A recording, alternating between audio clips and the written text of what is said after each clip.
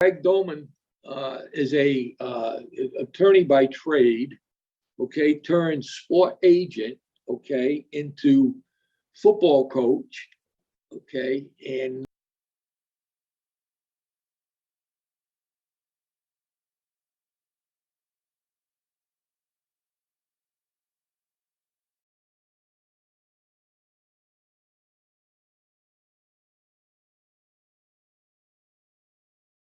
coaching. It's just not, being an agent and taking a guy and then signing a guy with a team. He understands the process of coaching and what the players go through, coaching them. Okay, so his topic is happens. Okay, the mindset that you need, all right, during the course of a game. Okay, when things are good or things are bad, or right from the beginning. Okay, Greg, you got him. Hey, thank you, Bob. I appreciate it.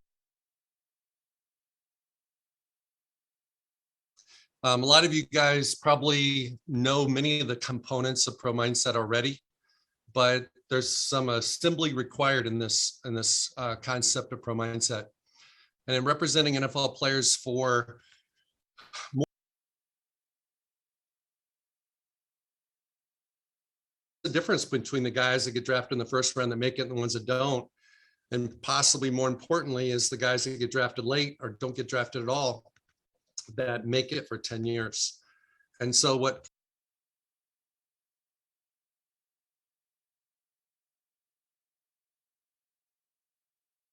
a lot of times the guy that's the most talented on your team is not the best player on your team.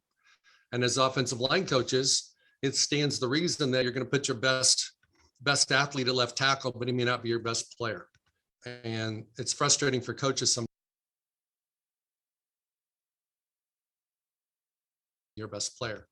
So what I'm going to talk about today is, what is Pro Mindset? Who has it? What are the components? How does Pro Mindset show up? Can it be developed?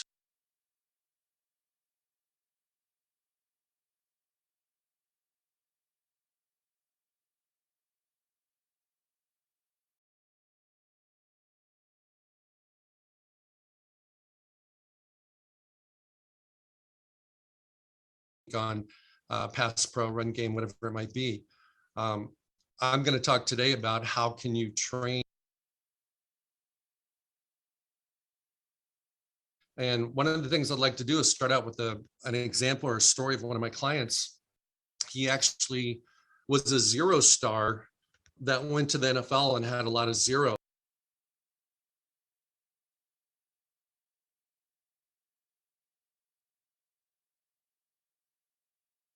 Do the right things, and they do have a pro mindset. This particular player came in out of high school, was a JUCO guy. 0 stars, no opportunities to play D1, qualifier, went to JUCO. He had a handful of injuries, and I had one of my former clients, Coach Bielema, say, "Hey man, you need to get on this guy." And so I went and watched him play. Didn't see a lot. Sometimes with offensive guards, you can't really tell what you're looking at.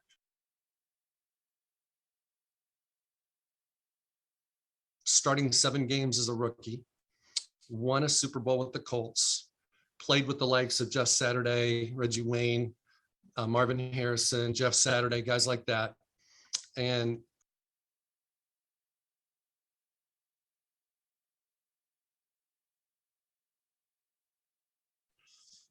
especially being in the agent business, you want to bet on the right horses. 67% of the guys that make it, or 67% of the guys that get drafted make it. That means 33% of is hooked to the horses that are not making it. You don't have a business. You certainly don't have a successful business. So one of the things that I'm doing is I'm trying to ascertain who are the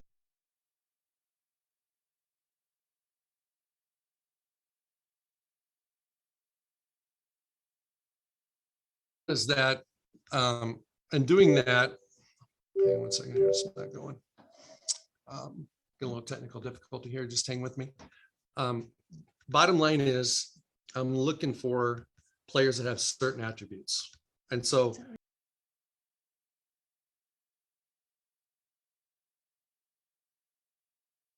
started over 100 games, Super Bowl champ, made a lot of money, but he came from nowhere.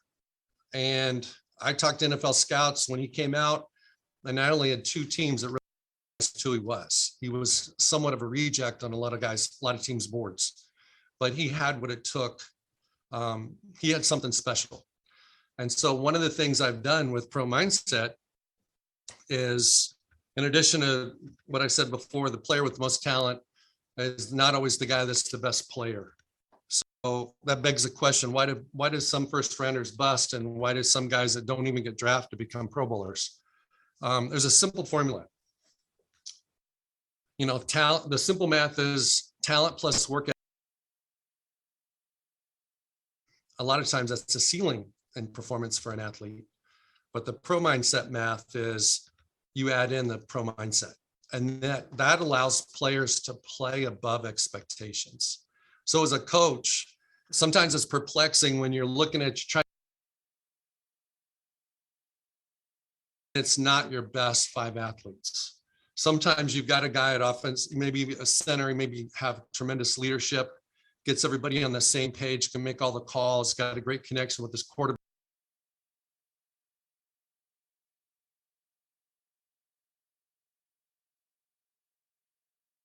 There in that top 5 because he's one of those guys that can play above his expected performance. Okay. What is the origin?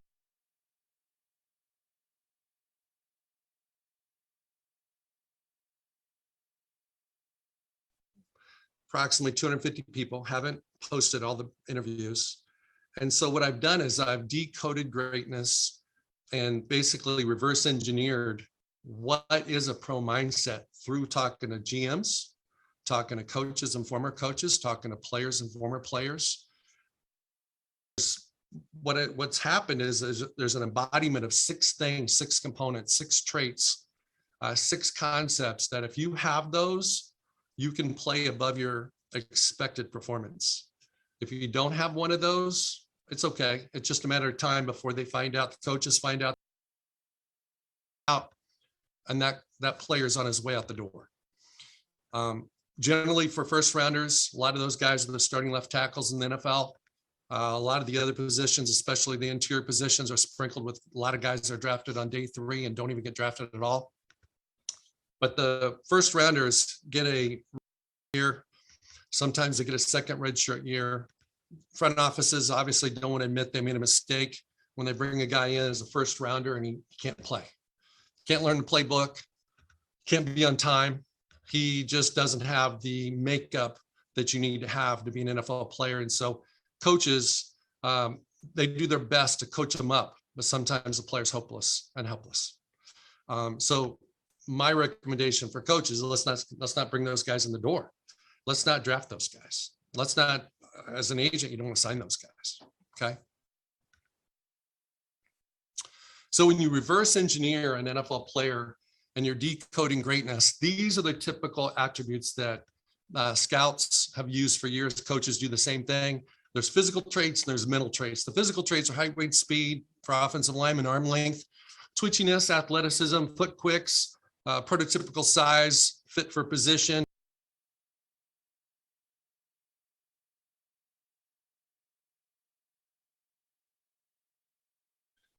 For mental characteristics, a lot of the scouts spend time on background, character, work ethic. You know, they have off the field problems. What is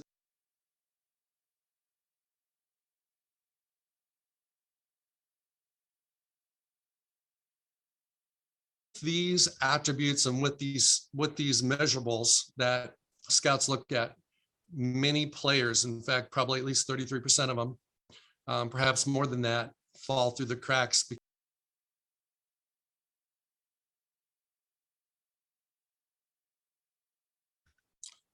Okay, let's talk about an average NFL player career. It's 2.7 games. It's not 2.7 years, it's 2.7 games. So a lot of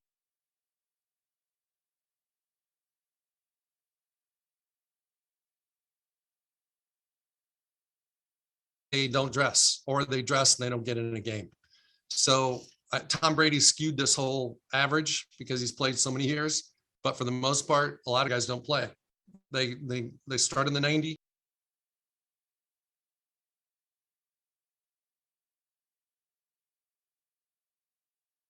And you see time and time again, especially in the NFL, where offensive line coaches in the NFL play the same guys. This guy wasn't drafted. The fans are not, not shining light on the player. The media thinks they should replace him, and yet every year he's still there.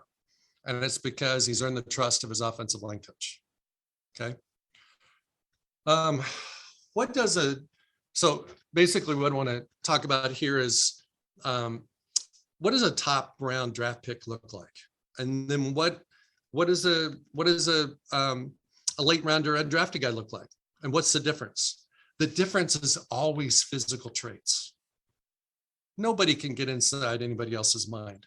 No one really knows the heart and the want to of a player. You can kind of get an idea from talking to the coaches, interviewing them at the combine, interviewing them at pro day and things like that, but you just don't know. Okay. So what is Pro Mindset? These are the 6 items. These are the 6 components. These are the things that I've honed in on from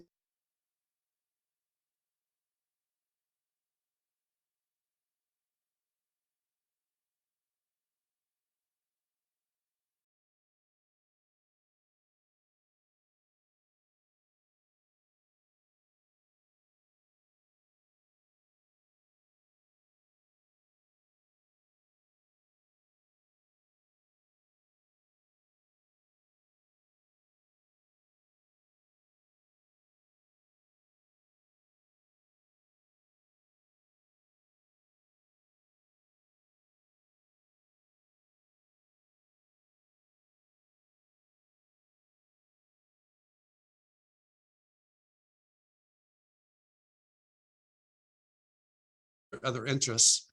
And in critical times, are they more interested in football? Are they more interested in video games?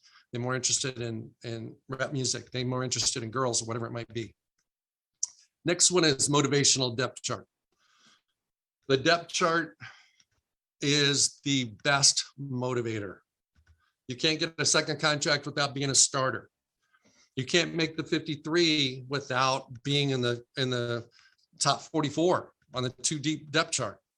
There's just a intrinsic motivation that comes with the depth chart, but motivation goes much deeper, and we'll go through that too.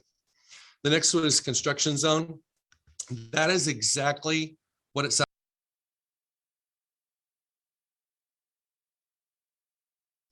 It's speed work. It's learning fundamentals. In college, it's honing in on techniques. It's getting to a higher degree of competency to do your job. Lifestyle systems. This is a big failure point for many college guys and their systems in play. When they get to the pros, there's no babysitters, there's no academic advisor, there's not all these people that follow these guys around to make sure that they're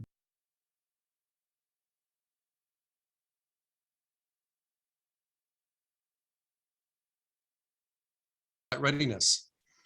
It's really cool if your guy knows the playbook, practices hard, does everything right, and on game day in the most critical moments can't get the job done or can. So combat readiness is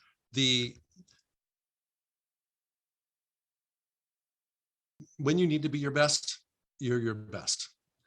It's when the game's on the line, you're bringing the energy and you're doing the right things to compete. Okay. So we're going to talk all about these, talk about all of them. Combat readiness and lifestyle systems. Those are the 3 magic components that if I had to say which ones does a player have to have, he has to have those. Because let's go back to passion. You can love the game, or you can love what the game can do for you. You can love money and what that can do for you, and that's why you're motivated. You can work hard. Everybody kind of works hard. But if you don't have systems and you're not ready and you don't know who you are, you're not going to be that guy that's going to play a decade in the NFL.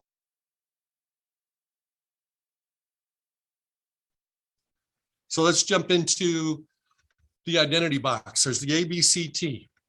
Okay. Attitude is a natural manifestation of your belief in your confidence. If you believe in yourself, locker room, if you don't have those two, you're not going to have the attitude. Belief is in who you are, not what you do. It's a player's belief in himself.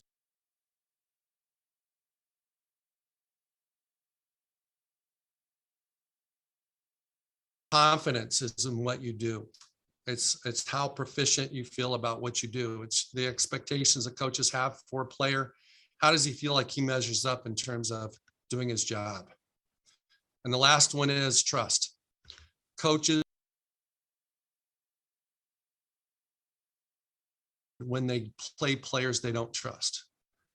That begs the question, as a player, how do you earn that trust? How do you demonstrate and develop relationships so that you can have trust with your coaches?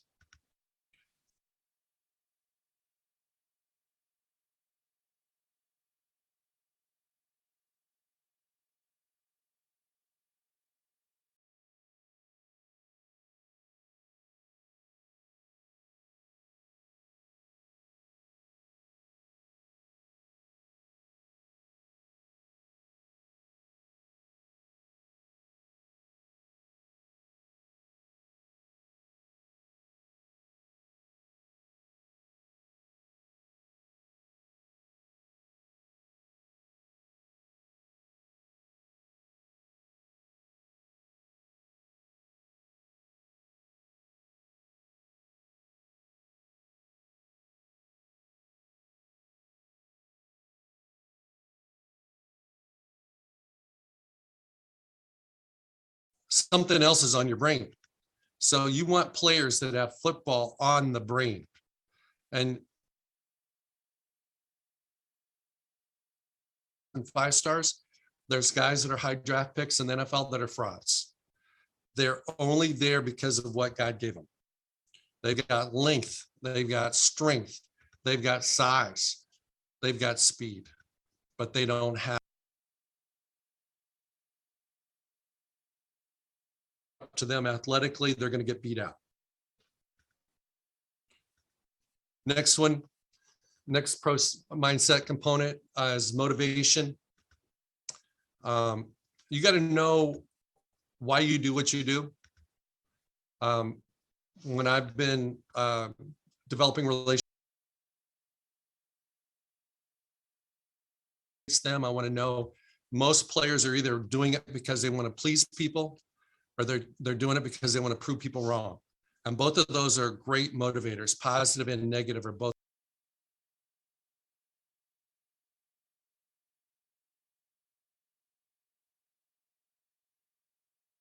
Have a little bit higher level of motivation than a guy who plays D2. It's just a different level. When you go to the NFL, you got to have a higher level of motivation, because you got 90 guys in the locker room starting out at training camp. And believe it or not, every single going to make the team. 37 of them are not going to make the active roster. So you've got to have guys that can elevate their motivational level. And as I said before, the depth chart is a very awesome motivator for players. And I had a son at in Independence, Kansas. Every single person there doesn't want to be there. Every single player there wanted to be somewhere else. Everybody went there only because they had to get somewhere else. And my son's a quarterback. Going to be 4. There was 8. He ended up being the starter and moving on, and now he's at Louisville. Bottom line is, from a motivational standpoint, players have to dig deeper than they're even more. They have to be uncomfortable.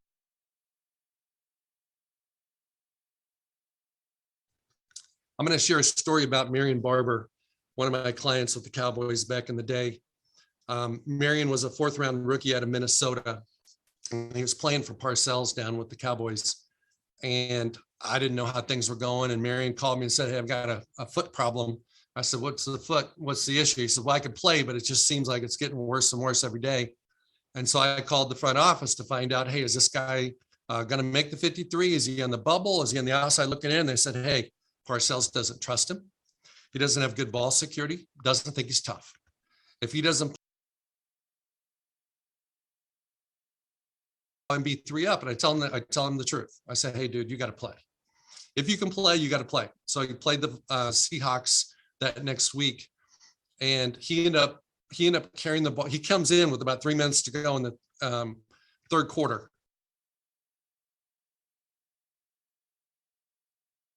Limping after every time he got tackled because his foot was all jacked up. He showed toughness. He showed durability. He showed, I'm going to take one for the team. And after when he got back to Dallas, he got looked at by the docs and they recommended surgery, and he was going to be out for about from the jump because he demonstrated a high level of motivation. And he understood from a depth chart standpoint, if he didn't play, he probably would never had a career with the Cowboys. Okay.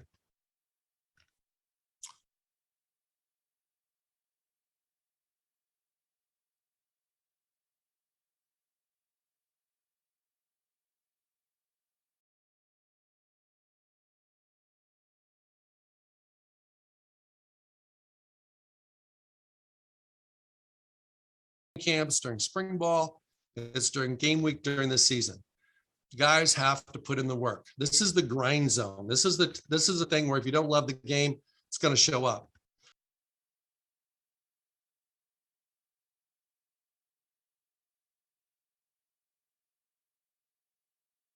And you cannot have a weakness in your construction zone.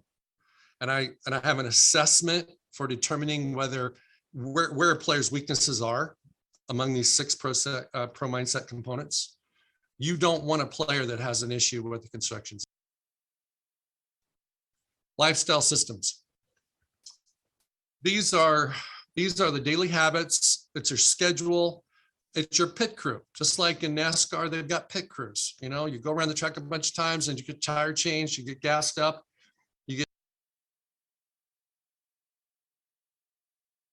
And the pit crews can be with the people with the team, but you got to go there. You got to stop in the training room. You got to take advantage of the academic people. You have to take advantage of whatever is available, whatever resources are available. And then sometimes you have to fill in the gaps with your own people. Okay.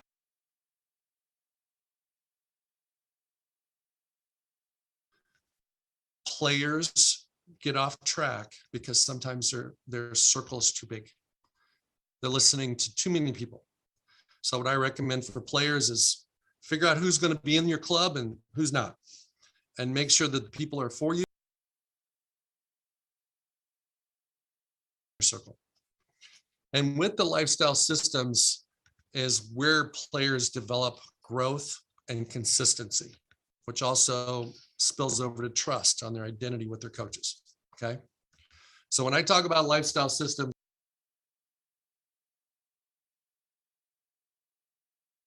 how are they going to learn a new playbook? My son that's with the Colts, he's going through installs. They don't care that he was just signed as a rook. They expect him to know everything. I expect him to be just like the other guys that have been there for a year or two. You as coaches, you don't give any grace to guys. You want everybody to know your playbook. That's why you have a playbook. You expect everybody to have 100% competence in that playbook. If players don't have lifestyle systems with respect to their sleep, their nutrition, their being on time, their practice, their approach to practice, their routine and leading up, ramping up to a game, all those things are systems. As they develop and refine those systems, you'll get more consistent and higher performance from your players. Okay. Combat readiness is the last one. It's probably, after you've done everything else, it's the most important one because it shows up on game day. It's performance on game day. If you have a player that does all the right things in college gets straight A's, knows the playbook, sits in the front of the position meetings, takes notes, asks questions, does everything right in practice. He's early, he's late, he does everything right. But in the most critical moments of the game, he doesn't get it done. You can't depend on him in the most stressful moments of a game. It could be 3rd and long, and you got to get a first down and keep a drive going to stay in the game. It could be in 4-minute offense to keep the chains moving so you can keep the ball away from the other team. It doesn't matter the situation. If a player can't perform when he needs to perform, you can't put him in the game. And so I have a 4-step system that I've developed from all these interviews with players and coaches and front office people that embodies helping a player become combat ready for Saturdays or Sundays. Okay. So getting back to those components, I just want to revisit those. First one is identity box. Second one is passion battle. Third one is motivation, depth chart. Next is construction zone, lifestyle systems, and combat readiness. Now I'm going to take a deeper dive into a couple of these. Okay. We're going to go into what I believe and what I found is the number one killer for players. If they don't have the big B, if they don't believe in themselves, they're not going to make it. If you're a 99.9er, you're going to get busted at some point in time. You can go into training camp as a pro and believe in yourself 99.9%, and it's just a matter of time. It's going to be when the coach throws them in and, hey, it was an install from day one and it's day 7 in camp and they hadn't run the play since day 1. And do you believe you can do it? Are you ready for that? Some players are, most aren't. Okay. The other thing about belief is that when a player walks in the locker room for the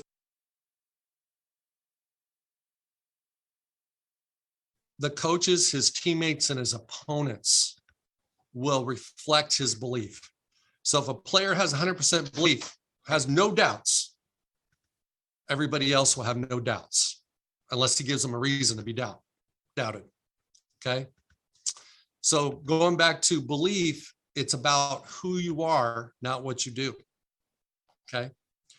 Muhammad Ali was probably one of the best. He thought he was the greatest. He became the greatest. I'm going to share, this is not Muhammad Ali, but I'm going to share a story about one of my clients that started probably David Deal, who's on Fox right now doing sports, won a couple Super Bowls with Eli Manning and the Giants, started at like 4 different positions for the Giants during his career, was the 16-game, 100%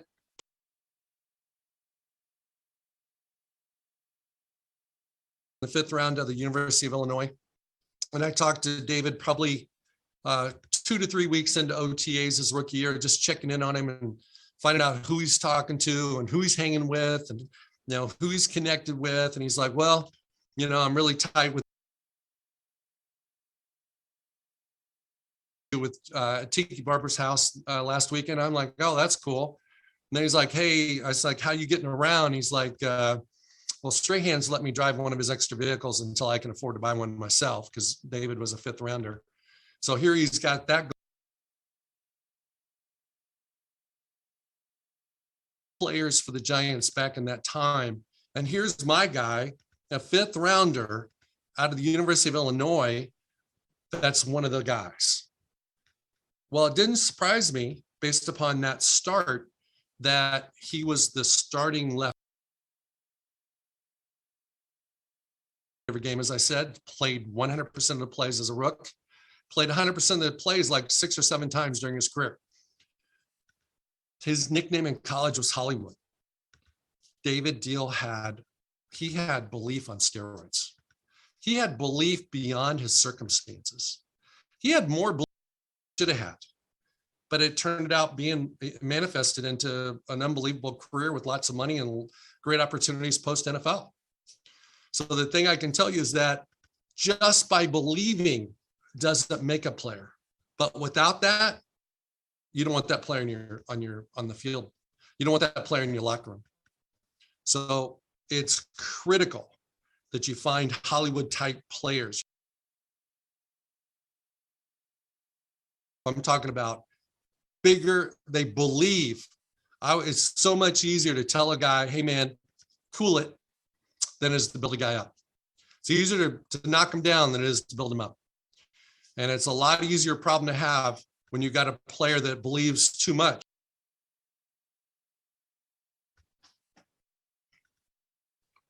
Okay, there's a picture of David. He had 160 regular season. He's broadcasting for Fox now. I covered all that. Okay, now let's go into confidence. That's also one of the 4 items in identity, in the identity box.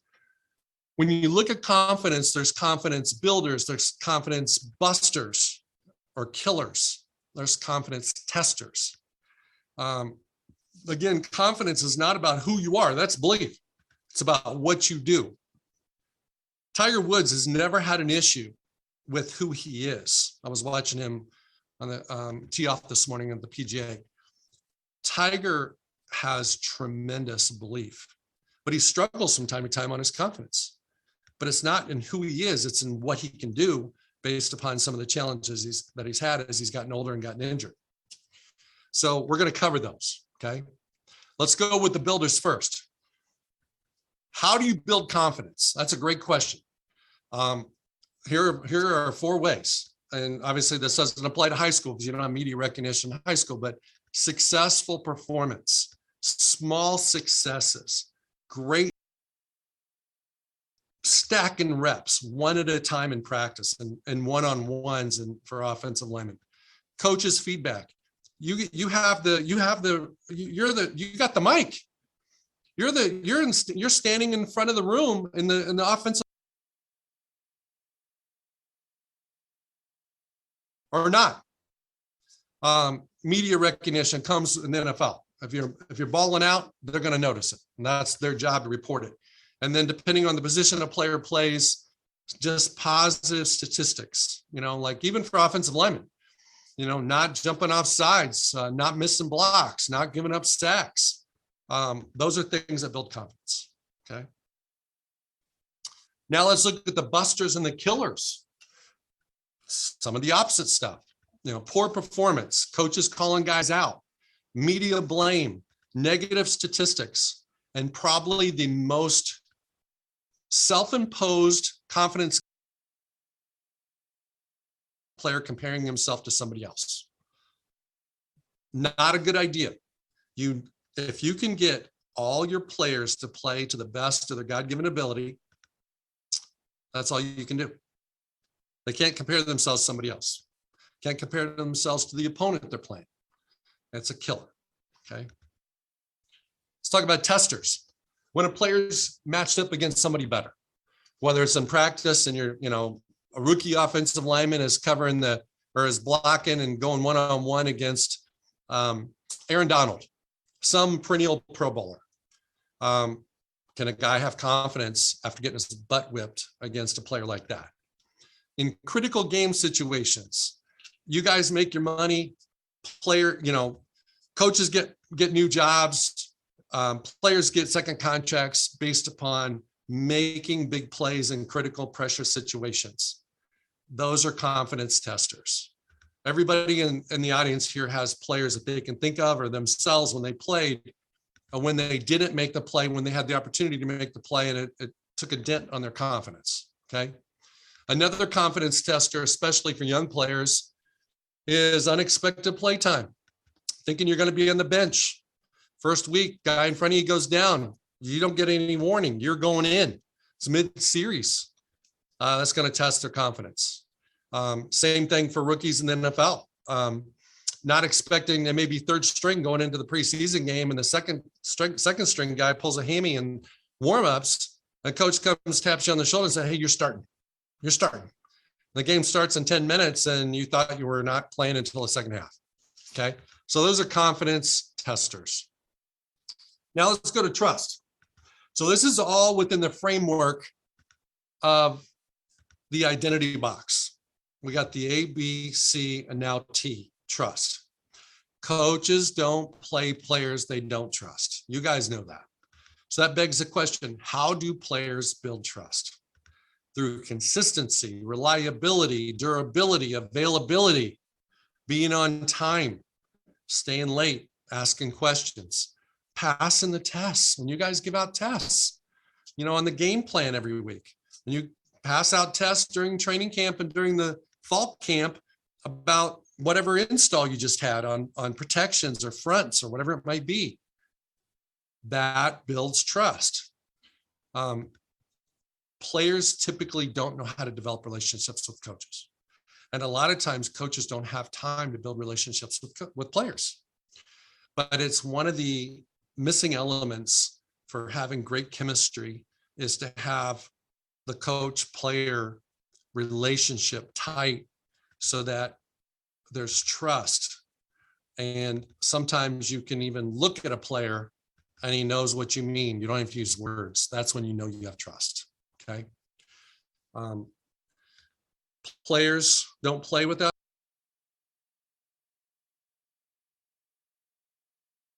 have a lot to lose, a lot to gain based upon developing trust with their coaches and with their team. I'm going to share a quick story. I had a young man. He was a DB for the Arizona Cardinals, and he was coming into his contract and to talk contract parameters. And he's like, "Hey, do you mind if the head coach steps in?" I'm like, "Sure, that's all good." So when the head coach came in, it was Ken Wisenhunt at the time. And I said, "Hey, coach, what's your vision for my guy? You see him being around, things like that." And he's like, "Hey, Niners." And I said, "Coach, I don't know what 729er is." And he went on and explained to me real quickly and succinctly that a 729er is a dude that leaves his place, leaves his house, leaves his apartment, so that if he hits every green light and has no traffic delays, he'll show up at the facility at 7:29 for a 7:30 meeting. Well, that was my guy. So I'd have a little conversation with my guy that, hey, the ownership's not going to get out their checkbook for you because the head coach doesn't trust you because you're a 729er. So that's the list you don't want to be on. Okay. Let's go back to this again.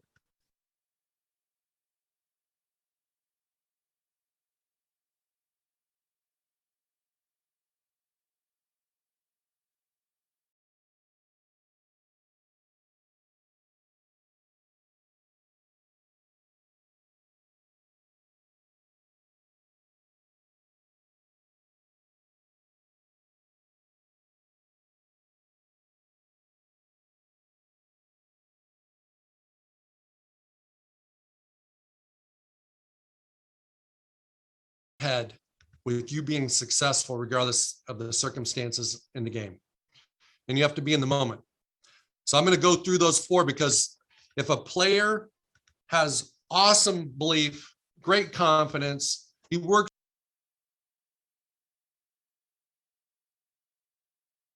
great systems, he's going to bed early, he's eating right, all that stuff, and he does these things, then you're going to have a primetime guy on Saturdays or Sundays, okay? So let's go through the first one, preparation. That's the playbook, that's the game. Trust is also connected to this. As a coach, if the player's not prepared and he doesn't know these things, you're not going to play him anyway, okay? Second step is practice. This is the one that players, unfortunately, and pace themselves for game day. They don't practice at game speed. In the NFL now, they don't even let them wear shoulder pads. Okay, so I think they get 14 padded practices in 18 weeks. So you're doing a lot of powder puff football and have the primetime guys playing on Sundays. I get it. But as a player, you want to play game speed. You want to play with game intensity. And you want to put yourself in positions to make adjustments in practice that you might. Also, if you're a young player, if you're a backup guy, you got to be able to take mental reps because you're not on the field for very many practices. And then if all the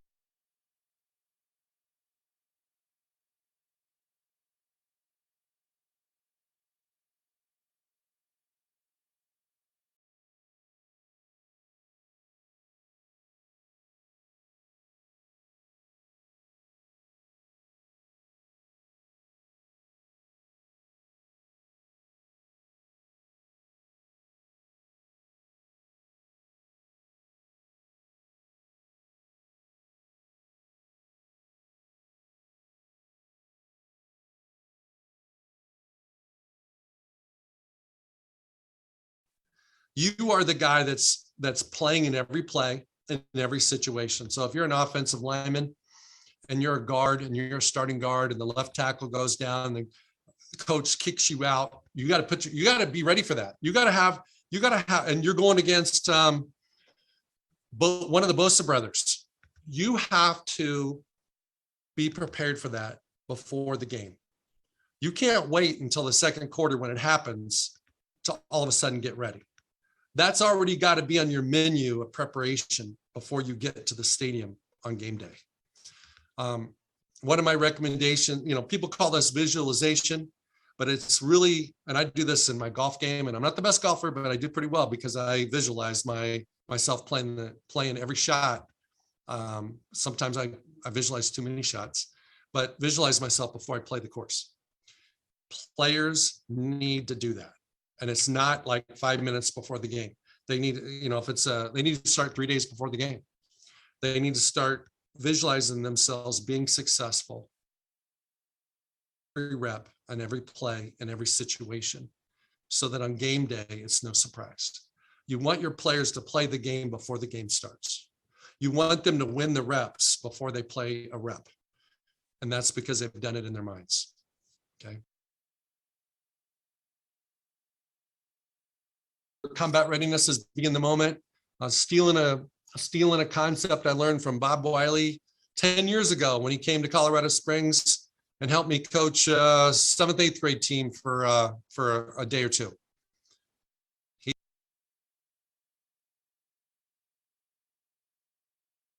That is a big part of being in the moment, is playing one play at a time. It's well documented and well known that you want corners that have short-term memory. Well, you want everybody to have short-term memory. You want everybody on your, doesn't matter what could happen, doesn't matter what did happen, it's what you have control of on this particular play. One of the things that I've learned is that players that can detach everything ballers. And they're not thinking about what's coach going to say to me when I get off the field in between series. They're not thinking about what it's going to be like after practice at night when you're doing the video review, the film review of the practice. On the heck you're going to tell them, or what you're going to say, what your commentary is going to be before the play, before they even do the rep. You want them just to be basically free. You want them to be unattached. You want them mentally just play the. If you can stack 70 plays, if your players can do that 70 times on a Saturday afternoon or Sunday, you're going to get the best out of those guys. Okay. Next thing I'm going to talk about is when you do this business for a long time, you run into people that surpass most people's expectations.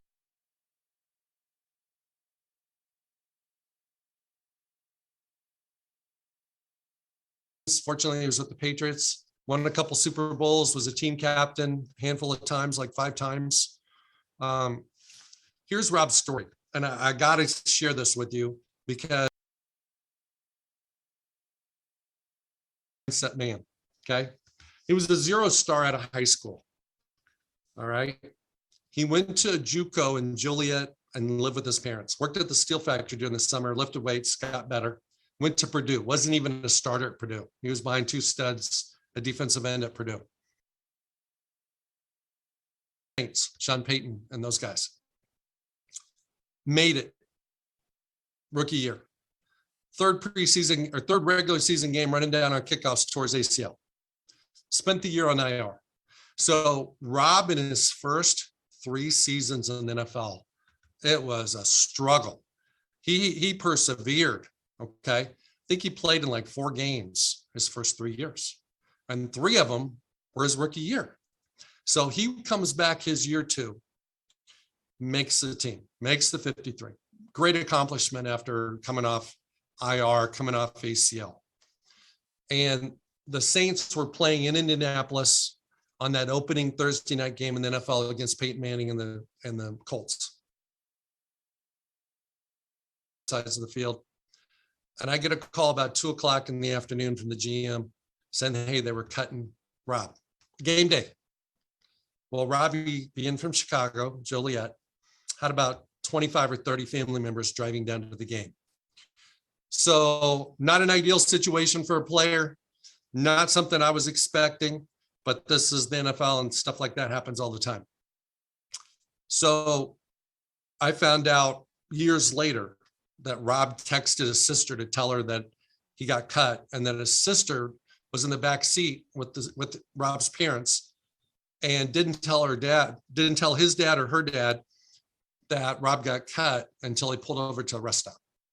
And when the dad got the news, he went in the restroom and ripped off his Saints shirt and had no other shirt to wear. So they had to stop. They went ahead and went to the game. They had to stop somewhere and buy the guy's shirt so he could actually go to the game. So Rob is on a plane from Indy to New Orleans while the game's going on. Well, he's got 25 or 30 family members at the game that he wasn't. So it's because it was such a unique situation. I asked the GM, I said, what's the reason why they made the cut, 4 hours before game time? He didn't know. So he asked Coach Payton, and Payton said, hey, I want to dress the 4th quarterback. Well, you guys know as well as I do in the NFL now, they don't even have 3 on the roster, let alone 4. So it was just one of those deals where Rob was obviously their 53rd guy. So I made the 53, but somebody's got to be the 53. He was the 53. Got claimed by the Dolphins.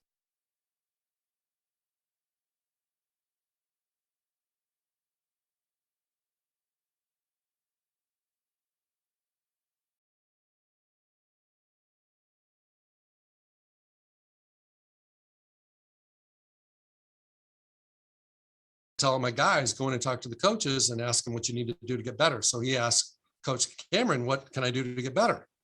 Well, Cam told him he didn't look like an NFL player. He didn't have the body type of an NFL player. And he didn't have the skill set consistent with an NFL player. And then he might want to look for another one and done group. They brought in new staff and they moved Rob to Mike Becker. He never played Mike Becker before. Because it was kind of a fish out of water his 3rd year. He was primarily on the practice squad, just not in any significant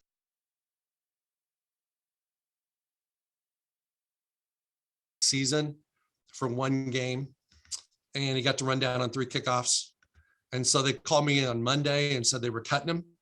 So I asked the GM in Miami, why are you cutting him? Always want to know. Sometimes you get the real answer. Sometimes you get the BS answer.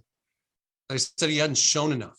And I was like, that's cool. So I called Rob and told him that. He says, well, dude, on 2 of the 3 kickoff covers I did, it was a touchback.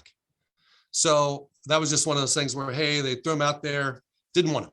Okay. So guess what? He gets claimed by New Orleans, ends up doing special teams the last month of the season, year 3. And then going into year 4, he shows up for OTAs. Coach Payton calls him in and says, hey, I think you're going to be a long snapper now. We don't need you to go on defense. We don't want you to play defense, outside linebacker, D-end anymore. Just be a long snapper. So he spent, the whole time. That was when they had the long OTAs that they don't have today. So he basically hung out with the specialist and worked on his snapping, and then did extra work on his own defensive drills after practices. summer, right before he went back to training camp with the Saints. He was a long snapper, and he shows up for training camp. And before they went to West Briar, wherever that place is in West Virginia, Payton said, "Hey, we signed. It's done it before. We don't need you," and they cut him. So now we've gone through 3 seasons. He's played in 4 games, and it looks like it's over.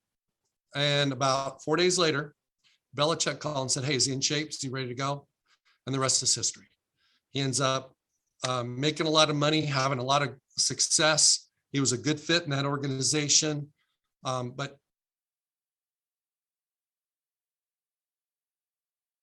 after they won the second Super Bowl that he was a part of, he got an opportunity to go to ESPN and do the car wash, where he did 14 shows in 8 hours in Bristol. And I was there, and we went to some dive afterwards. And I said, "Hey man, how'd this happen? How did you get to where you're at? Because it did not start out well." And his comment was, "I didn't stop believing. I never stopped believing. When I was a fat kid, I didn't stop believing. When I could only get an opportunity to go JUCO, I didn't stop working." He exemplifies all the components of pro mindset, and he has a phenomenal career to show.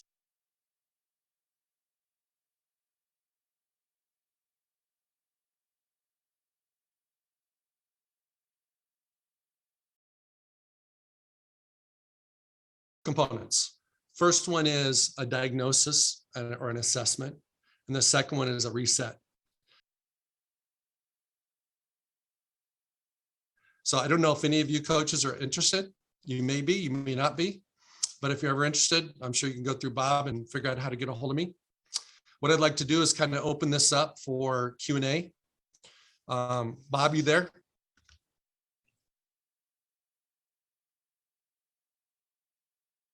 Please leave it in the Q&A box, and we'll start answering those as soon as some get in. While I'm waiting for questions, gentlemen, here's what I'm going to do. I'm going to kind of share with you as succinctly as I can that when you're recruiting players out of high school, if you're a college coach, or if you're a pro coach and you're out there going to pro days and you're interviewing guys at the Senior Bowl and the Combine and things like that, you're always looking for attitude. You're always looking for body type. You certainly want guys that pop and flash on film. But the thing I would encourage you to do and challenge you to do is try to dig deep into what their mindset is. And I'm not talking about just passion. It's a given. You want a guy that loves the game. You want a guy that's got no plan B, because plan B has always become plan A. But it's really understanding how do they tick and how do they tick, how do they play under pressure situations? How do they stay ready when it doesn't look like they're going to play? It's going to reflect positively on you as a coach or negatively on you as a coach, whether your other guys are ready. Not just your starting 5 if you're an offensive line coach. It's everybody else too. It's your first tackle in, it's your backup center. So I would challenge you guys to take this into consideration when you are evaluating players before they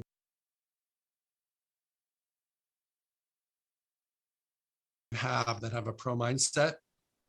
I believe the more successful you're going to be as a program.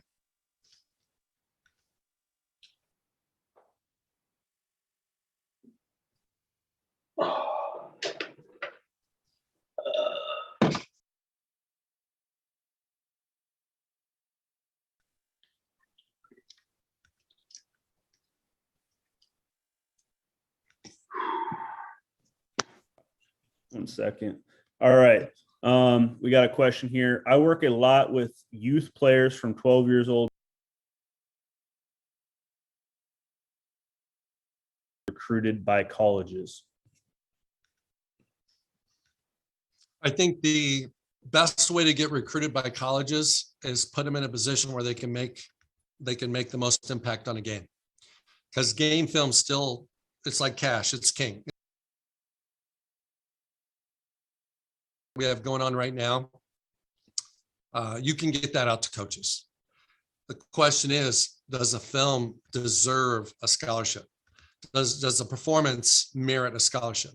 And so I think it's, if you look at some of the pro mindset components, it's helping young people understand the value of hard work and getting better and developing their skills, depending on what position they play. If they're a skill guy, playing 7-on-7, that film's just as beneficial to college coaches as 11-on-11. So I would get them in those programs and those national tournaments during the off season. But I think the most important thing is to give them an opportunity to ball out on film, because there's personnel departments at most of these colleges now that are the first level of analysis on whether a school should consider a player for a scholarship or not, for visit or not.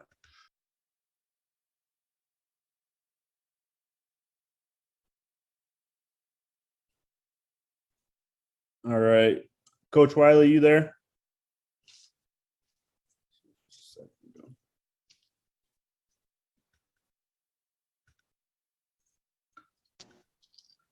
Can you hear me? Yep, we I got you. Coach.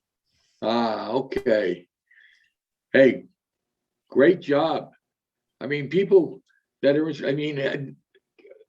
I love the whole concept of how you went through and displayed the difference between the guys that are just guys and the guys that are just a little special, right? They just have that little something special. And why do they have that special? To players, guys.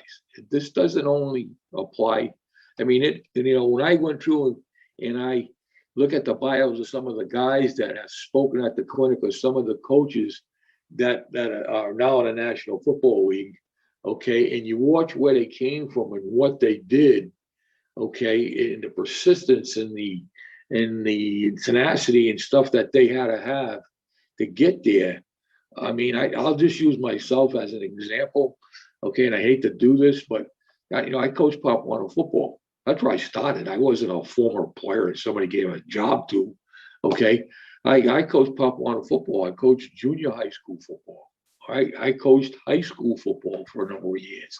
Then I was a part-time coach in college, and then a full-time coach in college, okay. And then I got a chance to coach in the National Football League, okay. And then I coached in the Canadian Football League, and then came back to the National Football League, okay. There was a lot of stuff that you had to forego in order to do that. And then I read through some of these guys' bios at some of the small schools they were at. And they went to another smaller school and then another one.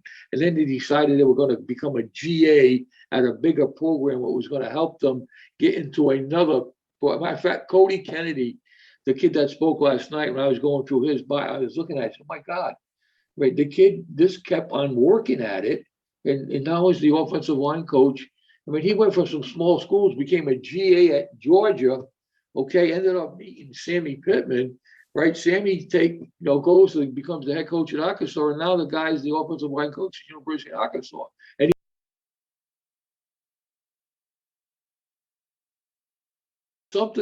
a little something in your makeup, guys, that continue to go. Continue to make you do what you do. And I think the other thing that Craig should touch on, fail. You cannot be afraid to fail and get where you need to go. Most people in life don't think big enough because they're afraid to fail. You cannot do that and go and be where you want to go. Okay. Right, you know what I mean? You're not going to play well, right? You're gonna go the wrong way. You're gonna make mistakes. You're gonna give up sacks. You're gonna give up pressures. That's all gonna happen. That's part of the game. Okay, do you want it to happen? No, but it does happen. Okay, all right. So That was a wonderful presentation. Actually, I really enjoyed listening to it. Okay, so. I didn't pitch it. Okay. You did Well, a a lot of wonderful those- job. A lot of those principles apply to coaches as well. I thank you for taking your time out of your day and speaking to the guys, right? Somebody pick something up out of it. Get in touch. I can help you with that. I'll be closing at 3:00. Thank you for your Okay. visit and have a good afternoon. All right, have a good one. I gotta get to the other guys. Go do it, buddy. Thank you, coach. Have a You're great